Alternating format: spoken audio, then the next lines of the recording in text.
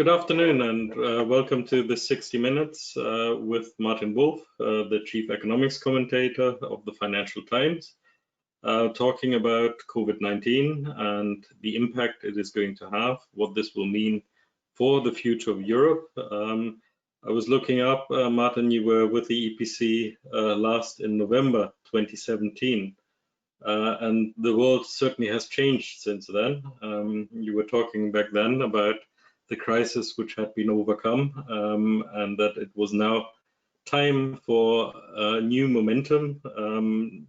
But what you also said, that it was necessary to make the European integration project more resilient for future shocks, which you at the time said, which are bound to come. So here we are, not 2 years later, and we have certainly been hit by a future shock, which will have profound impact on the European Union, indeed globally. And I think one of the things, while there are still many uncertainties about this crisis, but one of the things we can already say is that this is a structural crisis. It's a change which will lead to many permanent changes rather than just simply being a blip in economic growth or economic development. This is very challenging, not only to the European Union, but certainly we've had a lot of debate at the European Union level. In some ways, big government is back, big interventions are back, but on the other hand, there has been the challenge about what can you do together, how can you reach a political consensus on very contentious policy areas. So the question of the policy response at the EU level clearly is one which still needs to be answered. Now, I saw that you were rather positive about the Franco-German initiative, which we are now in the process of translating into something at the European level. We'll have the summit tomorrow, so this is very timely. But I'm wondering, how do you see things now? Is Europe on the right track? What does this mean for the future of the European Union and the European integration project? So we will have an intervention by Martin to set out where he sees things now, which will be followed by some dialogue, and then I will bring in the audience. So if you have a question or a comment, then you can either write it in the question box, or you can click on the hand symbol next to your name, and then I will come to you and unmute you when I give you the word.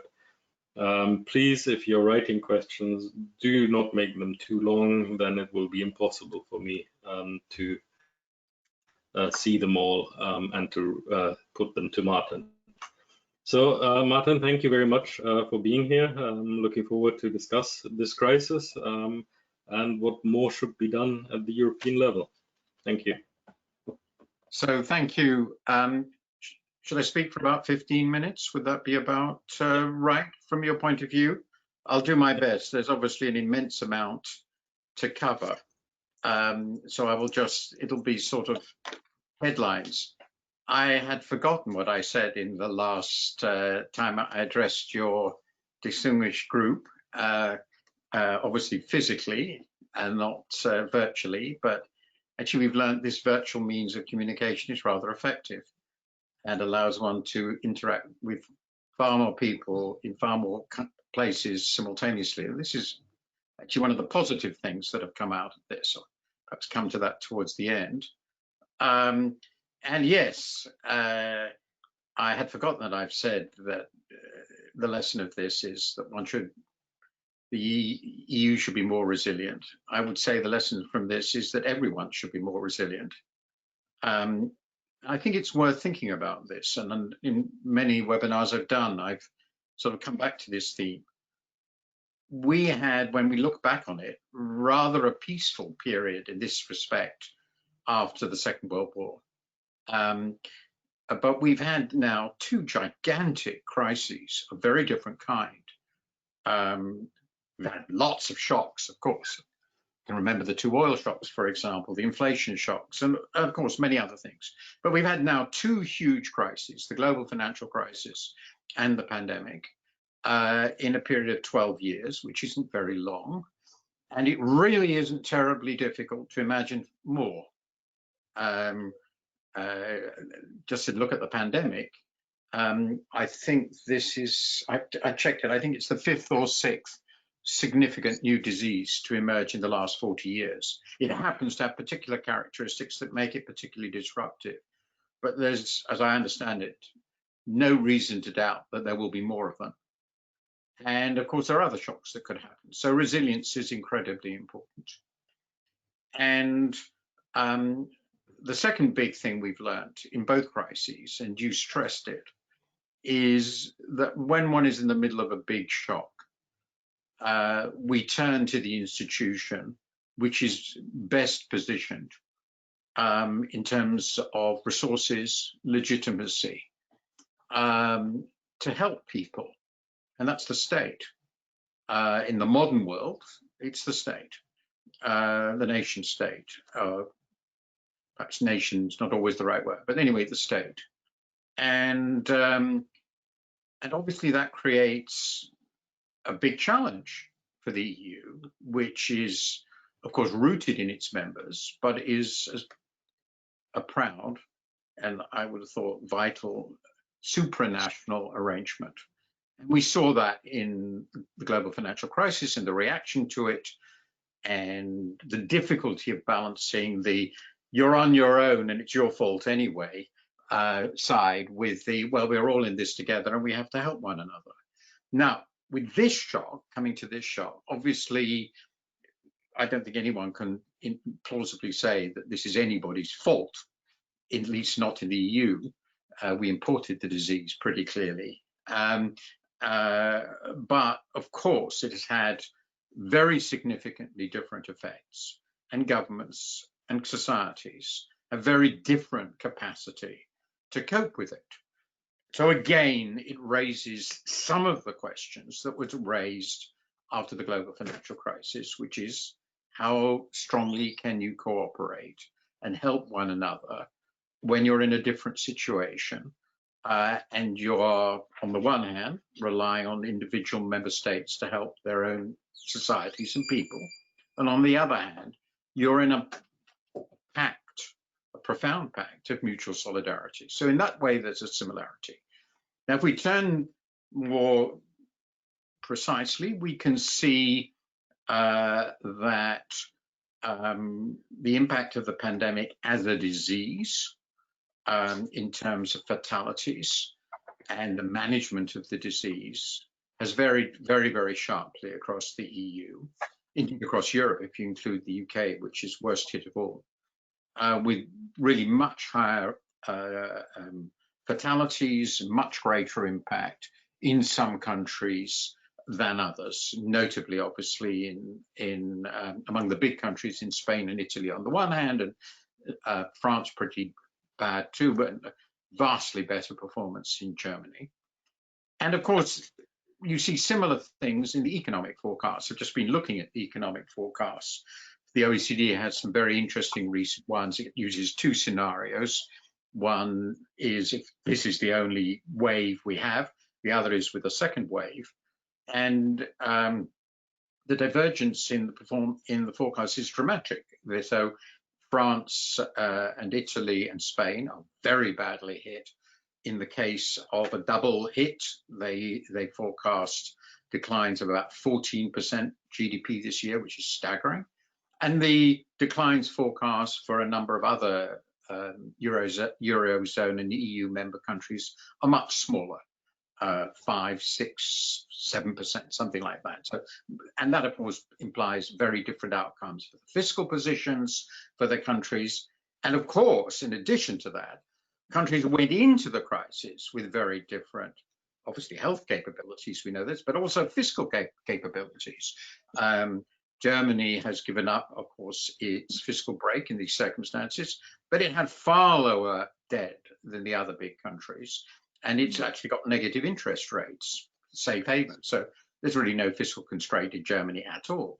Now, that's obviously not the situation of Italy under plausible assumptions. Interest rates are higher and so forth. So it's a common shock in the sense that it's a real shock. It's nothing to do with money or finance, but it has hit member states very divergently.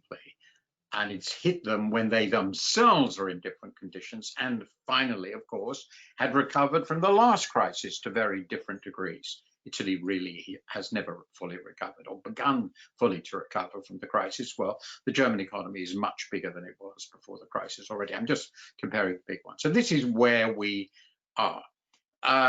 Now, how well has the response worked so far? As far as I can see, all the member states I've looked at, and again, I've mostly at the bigger ones, have done basically what had to be done to support their economies. They've done it with various degrees of effectiveness, and some have been able to do it on a much larger scale. As I already mentioned, the German support is staggering in scale and effectiveness, particularly given the long history of extreme fiscal frugality in Germany. But by and large, the economic response has been at least similar in direction. There's a lot of questioning about whether the fiscal response in Italy is in any way adequate, but at least it's in the right sort of direction. But it's not as large as in some other countries. This is clearly right. Now, this then immediately raises the question of how should the EU show its solidarity. Now, I argued in a column, the first of the columns I've written on this topic, that in a crisis like this, where the key element is the ability of governments in the short to medium run to borrow and spend, the ECB ineluctably plays the primary role as the insurance of last resort for the system, which is essentially what Mario Draghi made it last time. And I argued that the programs the ECB was putting in effect, its asset purchases and then its PEP program, were the right sort of program. It was positioning itself as, quote unquote, the national central bank of every member country, which of course is pushing a phrase I heard from a senior official there, I won't say who, and the result was they brought back spreads to reasonable levels, and since interest rates are extremely low across the yield curve for most member countries, that meant that the average is very low. That meant bring back the spreads, and everybody is really in a position to borrow. And that was incredibly important, I think, in giving credibility to each member state to handle that. So the member states have most of the fiscal resources. That was the right approach. The ECB was doing, quote unquote, whatever it takes again. Then, of course, I think obviously a very important political moment, its full significance we don't know. The German Constitutional Court came along and looked at the asset purchase program, the old asset purchase program, and said this was ultra vires. The ECJ had been ultra vires in deciding that it was not ultra vires, and it produced a judgment which personally I find analytically, intellectually, completely incomprehensible, but nonetheless, constitutionally, of course, unbelievably powerful, creating a real problem for the Bundesbank and German politicians. As I see it, that helped. I don't say it's decisive, but I'm told very firmly that it helped persuade the German government that now it had to put forward some powerful EU initiative to make clear its fundamental commitment to the EU. And that's how the German-French initiative emerged, which has now been wrapped onto the new EU Commission proposal. Now, my view of this is that if one looks at it purely in economic terms, it is not itself transformative. The vast bulk of the resources that will be relevant here will continue to come from member states, and the major insurance mechanism for the whole system remains the ECB. Symbolically, however, it's very significant because it would imply a substantial issuance of EU bonds backed in, as one understands it, by EU revenue, and And given current interest rates, the amount of borrowing that is possible on the basis of relatively small amounts of ongoing revenue is enormous. You can lever it staggeringly, and that could in principle create very large resources for the EU as a whole to put forward a dramatic and transformative recovery program, which is obviously what is going to be needed around new infrastructure, the green revolution, and so forth, something that demonstrates profound EU shared solve. And that seems to me very, very desirable, even if it's not actually necessary for, or indeed essentially linked to managing the current recovery. Now that's my final point now, I think sort of 15 minutes. So where we are, I think, is provided the ECB is allowed to operate, and I cannot predict the future of legal developments here, though I assume in the end the ECJ will back it, and these legal rumblings will go on, and how they will end up, I don't know. But I cannot believe, but maybe I'm lacking imagination, that Germany will, as it were, legally secede from the EU, which is where the Constitutional Court seems to be suggesting it should go. So I'm assuming that won't happen. And given that, I think they can handle the current crisis. I also believe that, again, what has happened this time and what is happening underlines something I have believed so far very passionately, and which was my argument back in 2012, why the Eurozone would survive when many Americans and British people I spoke to assumed it was going to disintegrate in 2012, is that I have believed throughout that the commitment of the establishment, if you like, the political establishment and all the people around them of the major states, above all Germany and France, but above all Germany, to the project, the EU project, is so profound because of the sheer lack of any sensible or credible alternative that it will always find a way of muddling through. It won't be clean, it won't be beautiful, it won't be elegant, it won't be the leap into federalism that many of my friends want, but it will muddle through and keep going. And what I'm seeing this time suggests to me that it will do so again. But this is a hell of a crisis. It's very definitely not at the end. And there are going to be some very big and difficult moments along the way. So that's what I have to say. Thank you very much. A lot in there to pick up. I'll start. That's what you asked me to talk about. Indeed. And I want to also probe you a bit on some of these issues, because I think there are also challenges in that, which maybe are worth exploring a bit further.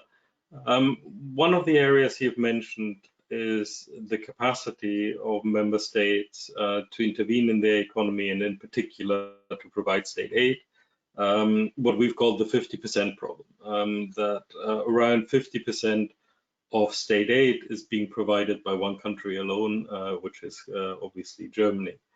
Now, this clearly has to do with capacity. There are differences in the fiscal space different countries have. But are you not worried that this could lead to a permanent distortion of the single market, of the way economic development functions within the European Union? And in particular, because we have in many sectors significant excess capacity. Demand has broken away, it's not likely to return. So the companies which are likely to survive are the ones which will receive the most generous support, which will be able to last out the worst of the crisis. And that would imply that in many sectors, it will be the German companies which will survive this. Is this something you would share? I think that is a plausible future. And of course, exactly the same thing happened as a consequence of the financial crisis, which hit Germany really not at all. It entered in a highly competitive position, having achieved that in the previous 10 years. Other countries either became increasingly uncompetitive or had in addition to becoming uncompetitive, huge and destabilizing financial booms, which ended up devastating their financial sectors to a greater or lesser extent. And growth stopped in those countries, and that led to very severe weakening of their businesses. So this underlines, this is another step in a longer term process. Now, my own view, back 30 years ago, God, it's 30 years ago, when the debate on the currency union began, was that given the well-known fundamental structural characteristics, which are all pretty impressive, of the German economy, an extraordinarily competitive export industry, a staggeringly disciplined labor force, not just in terms of work, but in terms of its willingness to accept low wage increases in order to enhance competitiveness, a very powerful orientation to external competitiveness, and extreme general discipline on inflation, that if you linked yourself to that country through a fixed exchange rate, irrevocably, you were taking a hell of a risk.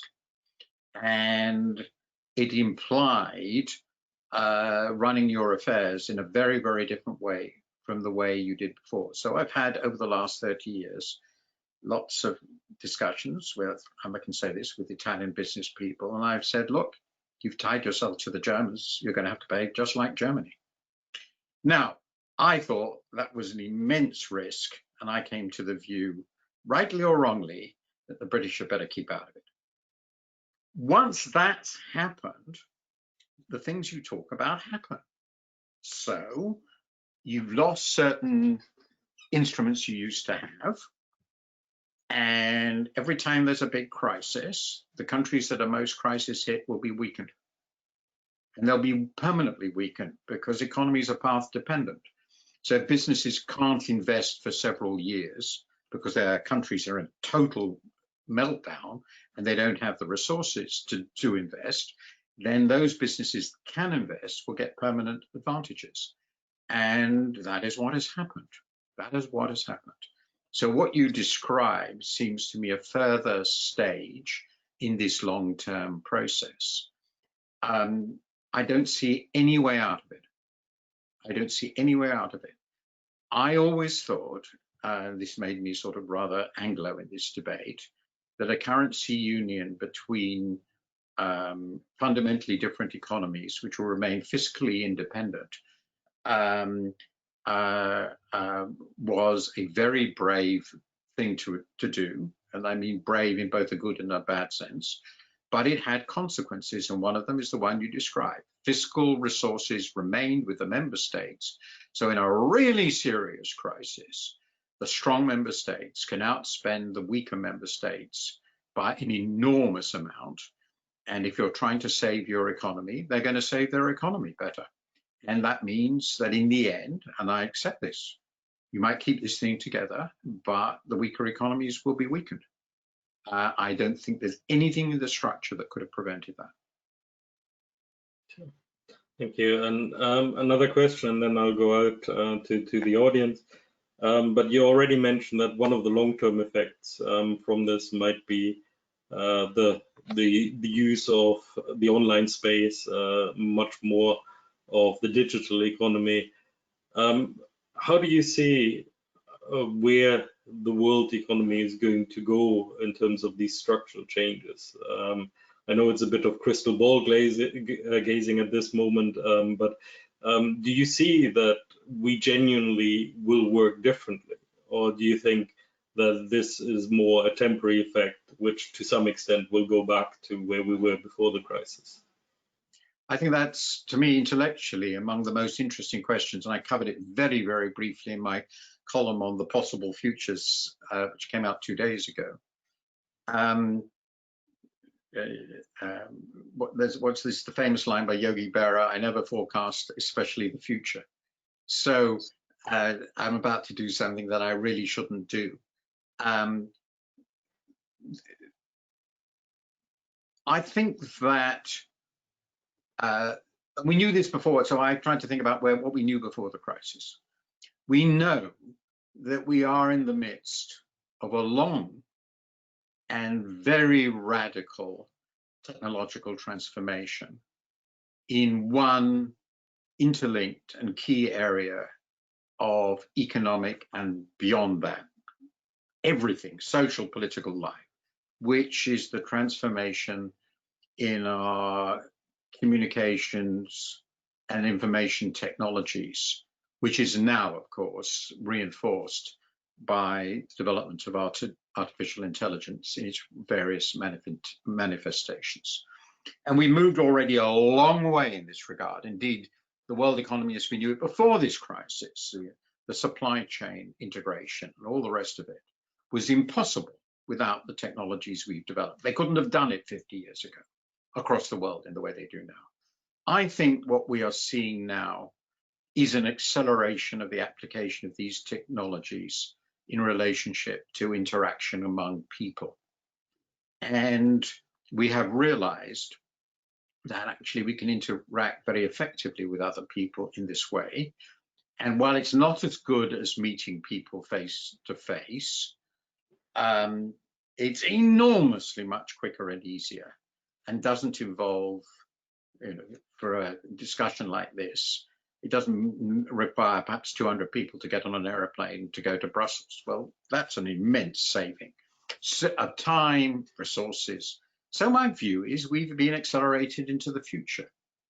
And the likelihood is we won't go all the way back simply because we've been accelerated into the future. We'll go some way back for sure.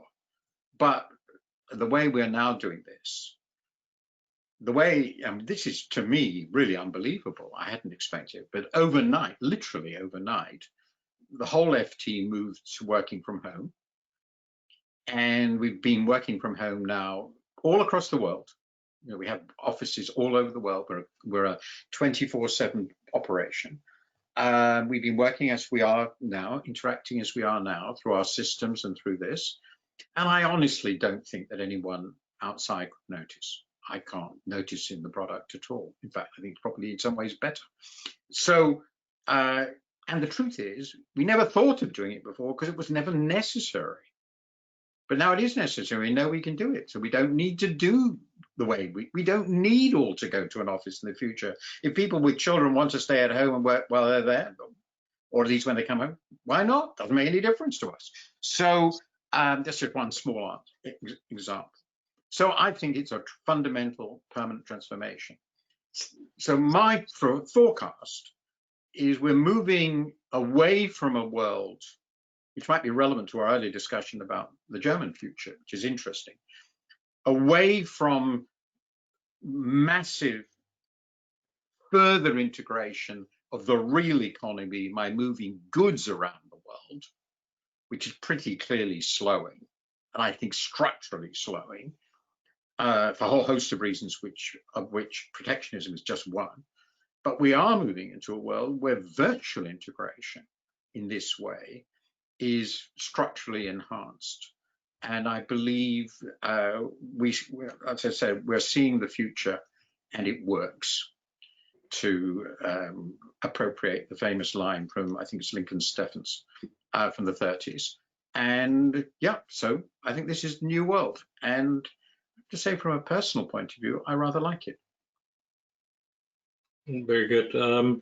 Just to pick up on the protectionism point, there also was a question from Fraser Cameron on the global framework and how sanguine you are about how the wider global economy is going to develop. And to add to that, in particular, I would say, how do you see the US and China developing and their relationship? I think it's very, very hard to believe we won't come out of this with higher levels of protection than when we went into it. So we're talking about degrees. How much? First of all, it was clear the trend before we started. As has been pointed out, US-China and US-EU relations, for that matter, have significantly deteriorated. The dominant sensibility in the US is now protectionist. There is no party which is, these are forgotten, but in the post-war period, the Free Trade Party were the Democrats. From the 70s onwards, actually to change in the late 60s, the Free Trade Party became the Republicans. This was an anomaly in the history of the Republicans. For nearly all their history, the Republicans were the protectionist party. So they're going back to where they were. And now they're both protectionist. So that's a change. It's a huge change. And the truth is, if you look at the world, the only national economy that can plausibly become protectionist and survive pretty well, because it could, in theory, if it really wanted to, make just about anything, is the US. It would have to re-import quite a bit that's made in Korea and Taiwan, but that will probably happen. So that's happened. And I think there were also real reasons, which had nothing to do with protection, why the, which is important to understand, why trade growth, real trade growth, has slowed. The commodity side, because the angle curves are against it. There's no income elasticity of demand for commodities slow, but in goods, I think a lot of the opportunities for offshoring and, above all, creating global supply chains have been exhausted. I mean, we've just done it. And now a lot of the developments, like bringing production inside China, the shifting of production from Germany to its neighbors to the east, these things have happened. Shifting from America to Mexico, these have happened. They're not going to happen again. There might be another push from somewhere, and the comparative advantage of developing countries has shrunk because their wages have got higher, China, and of course, technology has made it easier to produce things efficiently with robots and so forth in developed countries. So that's the natural thing. Now look at the future. The crisis has made clear that there are certain products you want to be able to produce at home.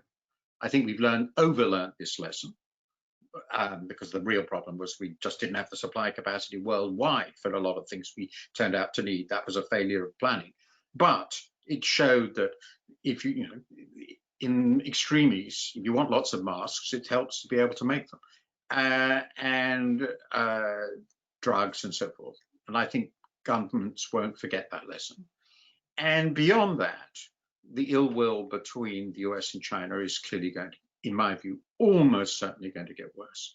Not necessarily in the erratic Trumpian way, but the Americans have basically decided that China is the next enemy. It's the next Soviet Union. I'm being too crude, of course.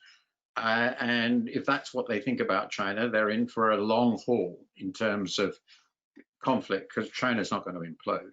Not in that way, anyway, not in my view. So I think that reshapes the geopolitical landscape, and it therefore reshapes the economic landscape, and that implies some very big choices in Europe. And Europe itself has got very unhappy with China. So I think regionalization is plausible. The reabsorption of some supply chains is plausible, and some very difficult choices for countries caught in between. What do countries do that want to have good relationships with China and the US? Or that's going to be very, very hard. It's going to be a very messy and difficult world. However, final remark, I'm not at the moment convinced that we're going to end up with a complete collapse of trade in the way that happened in the 30s. I think that's rather unlikely.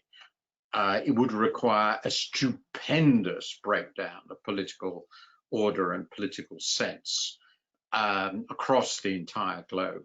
And my sense is that probably the sort of core establishment view of how economies should be managed and run globally will not collapse to that extent. So there will be shifts away from the globalization era, but not a complete collapse, far from it. Okay, thank you. I'll try to unmute Kevin Layden now. You had a question, so hopefully I'll manage the technology. You should be able to speak now. Can you hear me? Good afternoon. I've got a green microphone. Can you hear? We can hear. You can hear. Good. Good afternoon. The Financial Times is offering me 2 articles. One, inviting me to read how Mrs. Merkel is giving a stark warning on the need for development on the recovery fund. And contrasting that, and right beside it, is Mark Rutte leading the opposition to the same recovery fund. Same newspaper, two very different stories. Quo vadis, EU, please? Maybe I can add a question to that from Joost van Eersel, where he says that a lot of people are saying that German attitude has U-turned, and what would be your reason why that has happened? I think that fits quite well with this question. Okay. I'm not a political analyst, and two, of course, I don't know whether this makes it better or worse. I'm no longer a citizen of the EU. Well, I'm no longer a citizen of the EU, which is, to me, an immensely painful experience. So I'm not sure I am at all qualified. I'm absolutely sure I'm not qualified. So I'm going to answer your question because I always feel it's my job to answer a question, but I don't advise you to take my answer in these areas very seriously, but I will tell you what I think. My sense, I'm going to do something very dangerous, but I'm going to do it anyway. My sense of the German establishment view of the EU, and I think that's what Angela Merkel strangely internalizes, even though, of course, she's an outsider in some obvious sense, is the EU is very, very important for us. We mustn't allow it to fail. The Eurozone is very, very important to us. We must not allow it to fail. It is an essential national interest. In the current world, with the US going God knows where, the British floating off into the mid-Atlantic, the Russians to our east, and this very problematic rising superpower to the further east, the EU is as important as it's ever been. If that goes, we in Germany are in our absolutely horrible geopolitical and geoeconomic situation. And to put it bluntly, we've been there, we've done that, and we don't want to go there again. Now, of course, the context now is completely different from the context 100 years ago. Nonetheless, geography, position, neighbors really matter. So we will want to keep this going, and we will do whatever it takes to keep it going, but we will do the least we can get away with to keep it going. We're not going to go out there and promise lots of money or any other goodies. We have a profound commitment, but it is ultimately somewhat transactional. We will do whatever it takes in the end. As one friend of mine, and I won't mention which country this person comes from, sent to me, actually a colleague of mine, the famous quote of Churchill on America, seems to be somewhat apocryphal, that the Americans will always do the right thing in the end, though not before first exhausting all the alternatives. This, my colleague said, well, that also applies to Germany vis-a-vis the EU. And I believe this is correct. Therefore, I found Merkel's so-called U-turn not a U-turn at all, any more than the willingness to set up the EFSF and then the ESM and supporting Draghi tacitly in the background while he did all his stuff was a U-turn at all. It was, the German government understood after the financial crisis, the least, the minimum needed to keep the show on the road because the show was really in trouble. So that's my sense. That's my sense of German policy at the political level, so long as the German establishment is in charge. So now what happened? They had two simultaneous shocks. One, the COVID-19 shock and all the problems that was going to create in terms of division of Europe, divergent resources, political populist uprisings with the possible destabilization of important countries. That was clear, and Mrs. Merkel has repeated that. And the other problem was then, I think, the German Constitutional Court went rogue from their point of view. I also think it from my point of view, but that's irrelevant. Who cares what I think? So that was the German position. Now, The German view is therefore intellectually, they probably think Mark Rutte is right. But Germany is not the Netherlands. Germany is decisive. Without Germany's participation, enthusiastic engagement, there is no EU. It is the only country you could just about imagine, difficult, but just about possible to imagine the EU without France. You can certainly imagine it without Italy or Spain, or even the Netherlands. You cannot imagine the EU without Germany. So given this, they can't be free riders. They cannot, any more than America can be free rider on NATO. If America decides it doesn't want to have be committed to NATO, there's no NATO. Now, that's the German position. Mark, whom I like very much, can be a free rider because he thinks somebody else is going to sort out the whole. His position is, I will take the strongest possible position against whatever they propose. I will fight the hardest I possibly can to make it as small and miserable as I can, because that would satisfy my people. But in the end, I will, of course, not leave the deal altogether and veto it all on my own, because that's going to be just horrible for me. But his position of absolute opposition is different from Germany's, because Germany ultimately will shape the ultimate deal. So I think they're all playing their part in exactly the way I would have foreseen. And in the end, a deal will be reached, because the alternative would just be too dreadful, and the deal will be fairly close to what the Germans and the French can agree between them. Now, I could be completely wrong on this, but this at least is my perception of the political forces working on them and the game they're playing. As I said, always in these deals, ask yourself who can be a free rider and who can't. Germany cannot be a free rider in the EU beyond a certain point. At a certain point, when the question is survival or not, keeping this thing together or not, Germany can't say, well, I don't really care, because there's nobody else who's going to pick up the pieces. That's my sense of it. Could be completely and utterly wrong, but that's my sense of it. Thank you. I have a question from Winan Kwartflieg, who was asking who's best placed to help in a crisis, the state or the EU? Or maybe I'll rephrase it a little bit. What kind of intervention is best done at the national level, and what kind of intervention is best done at the European level? Well, the vast bulk of the fiscal resources in the EU remain at the national level. Of course, constrained everywhere, more constrained in some places than others, but they remain at the national level. So if you're talking about a response that requires fiscal resources, it's ineluctably mainly at the national level. And that creates inequality, as we've been discussing. The EU has, I think, a very key role in shaping some very important responses. The industrial policy response, the trade policy response, the competition policy response. These are going to be quite important issues as you recover.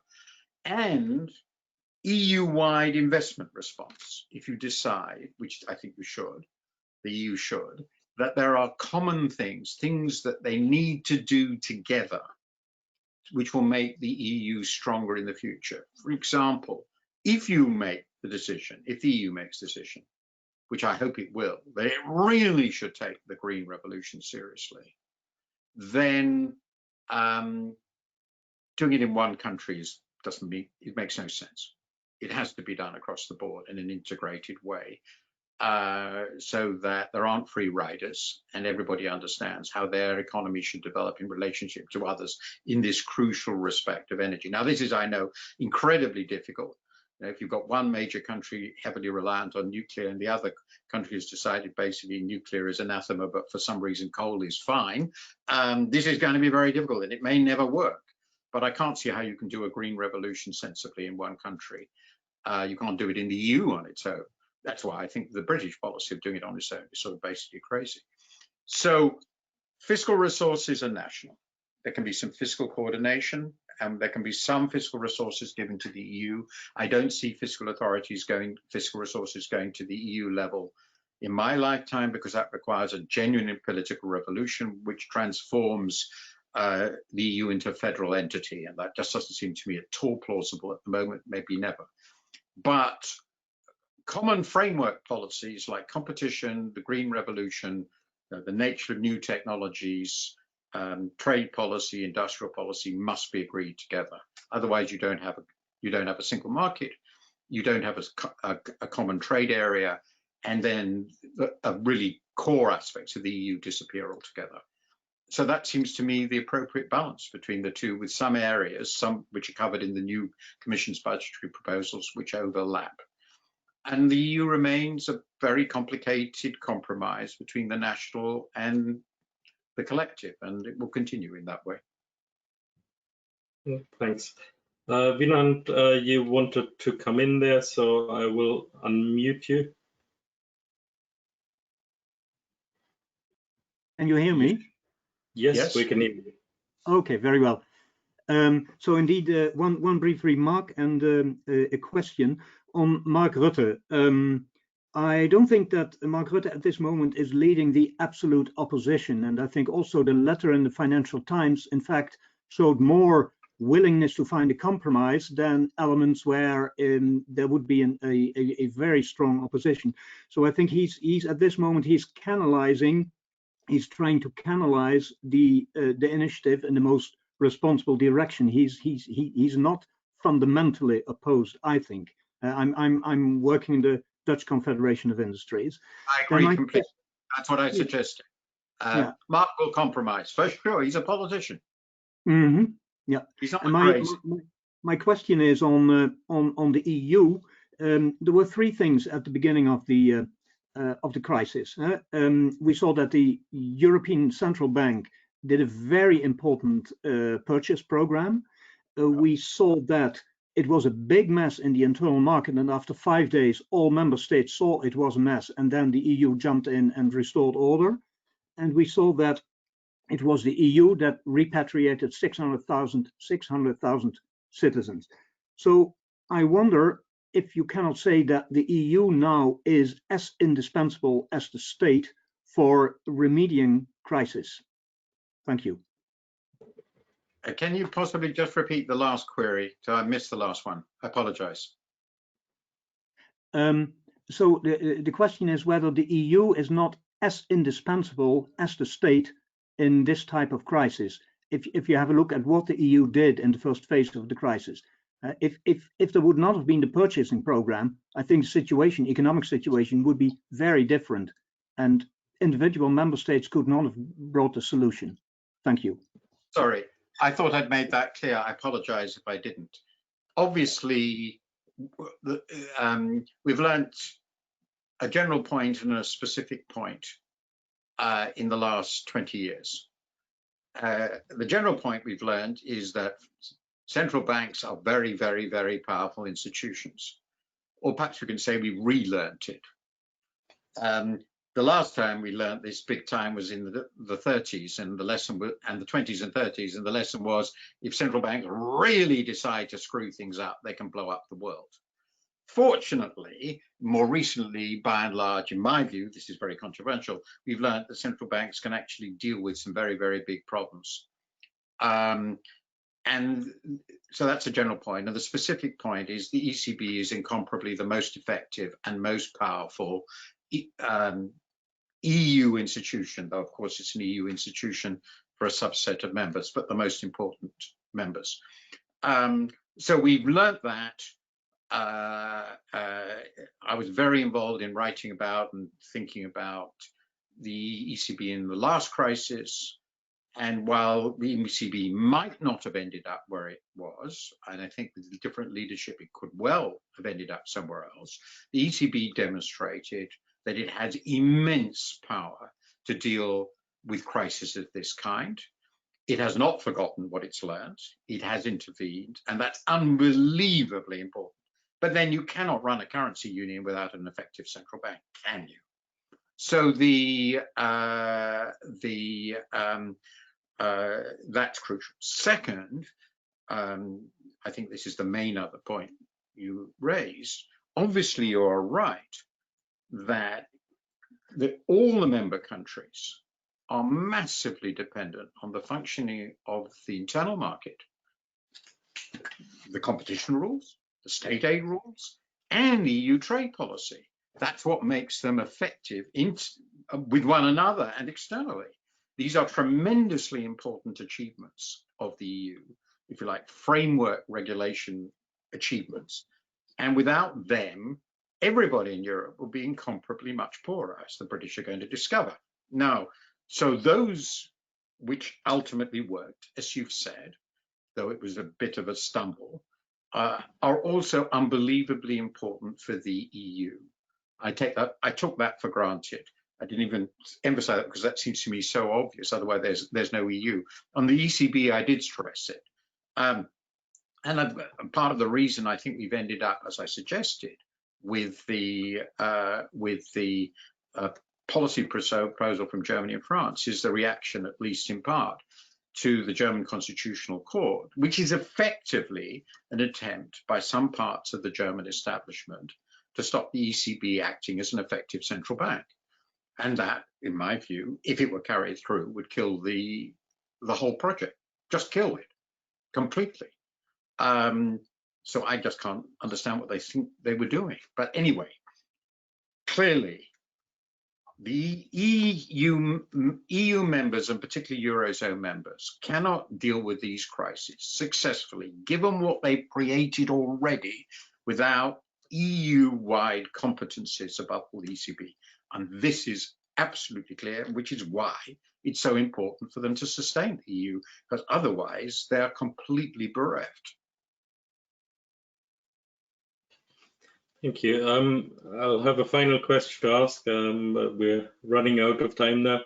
But I can't resist but asking about Brexit. And you've already mentioned in relation to climate policy, but I think in general, given the geoeconomic, the geopolitical environment, given the cross-border issues which have been highlighted by this crisis, including health, including areas of market cooperation, does it make sense for the UK to separate itself decisively from the European Union at this point in time? Well, you know the answer to that as well as I do. It's completely you know, if there were a scale of 1 to 100, where 1 is really, really stupid and 100 is really, really sensible, then we're about 1.1. So in other words, this is insane. I mean, of course it is. The whole thing is insane. There is not a single decent argument for any of it. And since I have worked throughout the referendum campaign and after that, arguing this with absolutely no success, the conclusion I've reached, which is hardly difficult for someone with any knowledge of history to reach, is that human beings, particularly in aggregate, are capable of doing quite wildly insane things together. The history of Europe is, if I may say, a monument to that fact. And the problem in Britain has been that the country has no real sense in its bones of historical catastrophe, which is a good thing in one respect, but very costly in this respect. And it has fantasies about its position because they were never, the realities were never brought home to it. I mean, the most important reason of that being that when it was in decline, it formed an incredibly close alliance with the most powerful country in the world. And that allows you to have illusions of grandeur, which are very nice while you have them. So this is a disaster. Unfortunately, the disaster is associated naturally and inevitably with, as is always the case, with coming to power, and there have been surely far worse cases, but with coming to power of fundamentally irresponsible talented political demagogues. Plato wrote about this in the Republic. It is not new. And that's what we've got. A modestly talented demagogue of complete irresponsibility and almost total ignorance, mendacious, corrupt, and stupid, who is our Prime Minister. I'm being rather kind to him at the moment. So that's where we are. Now, I don't know how the negotiations will end. It'll either be a very bad deal or no deal. It will be very painful for the British.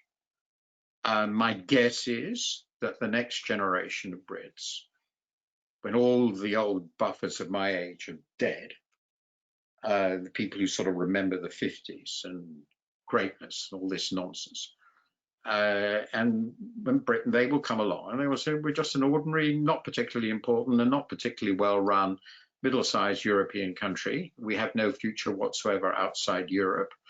We can, of course, have an alliance with the Americans who will tell us exactly what to do, or we can have an alliance with the Chinese who will do the same, or worse, will be somehow buffeted between them. But this is insane, and we're going to try and go back and adapt to our status. Now, if you look at declining powers in history, it usually takes a long time to adapt to reality. I think one of the most interesting cases, and I think about declining powers, I've sort of thought a lot about the Netherlands, Spain, who had very similar experiences. They just started earlier. In the end, everybody adapts. The Dutch have long since ceased to think of themselves as the great power, the world's greatest maritime power they were in the 17th century, or the vastness and wealth of the Spanish Empire. You adapt in the end to reality, but it might take another 50 years. Well, in historical terms, that's a long time. With luck, it's 20 years. So I wouldn't be terribly surprised if 20 years from now, some moderately sensible British politicians persuaded the British people, or what might then be the English people, because Scotland is gone, that this was insane and we'll rejoin. In the meantime, I hope very much that the EU succeeds in solving all its problems and proving to us and to itself that it's a functioning confederal entity, can deal with its problems effectively, can prosper and succeed and cooperate and make itself a presence in the world, which we haven't discussed. And then, of course, I hope the British will decide that's, of course, the only place we can be part of, because there is no alternative for us. And being an offshore island in this sort of world is just too uncomfortable for words. But will we get there? And if we do, how? I don't know. Well, unfortunately, we've run out of time, but thank you very much for the I've enjoyed it a lot. Yes, we've enjoyed it very much as well, and I hope we can repeat the experience sometime soon, and then also see which of the predictions have come true.